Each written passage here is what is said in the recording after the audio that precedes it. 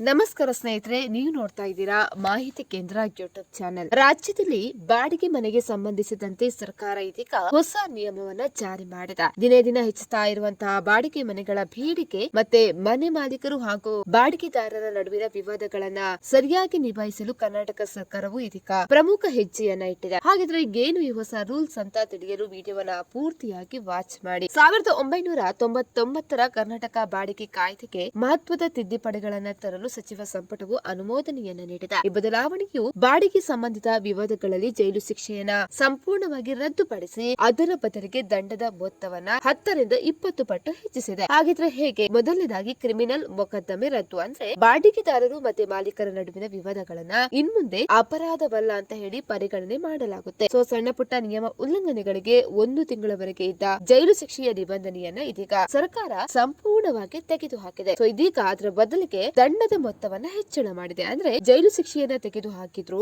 ನಿಯಮ ಉಲ್ಲಂಘನೆ ಮಾಡುವವರಿಗೆ ವಿಧಿಸಲಾಗುವಂತಹ ದಂಡದ ಮೊತ್ತವನ್ನ ಇದೀಗ ಹೆಚ್ಚು ಮಾಡಲಾಗಿದೆ. ಇದರ ಉದ್ದೇಶ ವಿವಾದಗಳು ನ್ಯಾಯಾಲಯದ ಹಂತಕ್ಕೆ ಹೋಗುವುದನ್ನ ತಡೆಯುವುದು ಮತ್ತು ಕಾಯ್ದೆಯ ನಿಯಮಗಳನ್ನ ಕಟ್ಟುನಿಟ್ಟಾಗಿ ಪಾಲಿಸುವಂತೆ ಮಾಡುವುದು ಇದಾಗಿದೆ. ಹಾಗಾಗಿ ಈ ತಿದ್ದುಪಡಿಯನ್ನ ಕೇಂದ್ರ ಸರ್ಕಾರದ ಜನ ವಿಶ್ವಾಸ ಕಾಯ್ದೆ 2025ರ ಅನುಗುಣವಾಗಿ ತರಲಾಗಿದೆ. ಸಣ್ಣ ಅಪರಾಧಗಳಿಗೆ ಜೈಲು ಶಿಕ್ಷೆಯ ಬದಲು ಕೇವಲ ದಂಡ ಮತ್ತು ಎಚ್ಚರಿಕೆಗಳನ್ನು ವಿಧಿಸುವುದು ಇದರ ಮುಖ್ಯ ಗುರಿಯಾಗಿದೆ. ಕಳೆದ 2 ದಶಕಗಳಲ್ಲಿ ನಾಗರೀಕರಣದ ವೇಗ ಹೆಚ್ಚಾಗಿ ಬಾಡಿಗೆ ಮನೆಗಳ ಬಳಕೆಯು ಕೂಡ ವ್ಯಾಪಕವಾಗಿ ಹೆಚ್ಚಾಗ್ತಾ ಇದೆ.